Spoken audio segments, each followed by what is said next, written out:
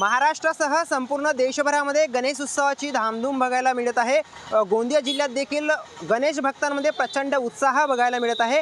दरवर्षीप्रमाणे यावर्षी देखील अपना गणेश उत्सव मंडळाच्या वतीने अयोध्ये येथील प्रभू श्रीराम यांच्या मंदिराची हुबेहूब प्रतिकृती साकारण्यात आलेली आहे।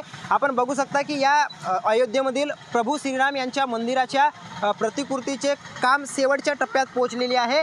अपना गणेश उत्सव मंडळाच्या वतीने ही प्रतिकृती साकारण्यात आली असून गोंदिया जिल्हावासियांना अयोध्येतील प्रभू श्रीरामाचे दर्शन, त्या मंदिराचे दर्शन गोंदियातच होणार आहे। आपल्यासोबत आहेत या मंडळाचे सदस्य आहेत। दादा, काय सांगाल, आपण यावर्षी अयोध्येतील प्रभू श्रीरामाचे मंदिर साकारले आहे?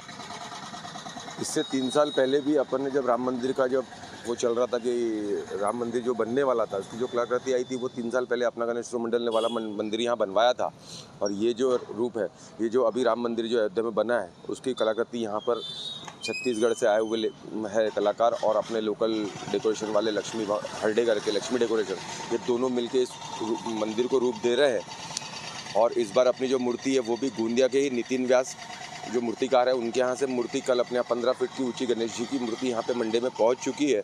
जो उत्सव कल से चालू होकर 17 तारीख तक के यहाँ पे पूरे धूमधाम से उत्साहपूर्वक किया जाएगा। और 17 तारीख को बड़ी सेलिब्रिटी के साथ में इस बप्पा का विसर्जन किया जाएगा। सभी नगरवासियों से अपना गणेश उत्सव मंडल की समिति की ओर से मैं निवेदन करता हूं कि वह उत्सव में ज़्यादा से ज़्यादा संख्या में रहकर उत्सव को सफलतापूर्वक करने में कोशिश करें। तर निश्चितपणे जे भक्त अयोध्येला जाऊन प्रभू श्रीरामाचे दर्शन घेऊ शकत नाही, अशा भक्तांकरिता प्रभू श्रीराम यांच्या मंदिराची साक्षात प्रतिकृती उभारण्यात आलेली आहे। त्यामुळे गोंदिया जिल्हावासियांना, गोंदियाकरांना अयोध्या येथील मंदिराचे दर्शन गोंदियातच होणार आहे। देवेंद्र राहंगडाले, एबीपी माझा, गोंदिया। एबीपी माझा, उघडा डोळे बघा नीट।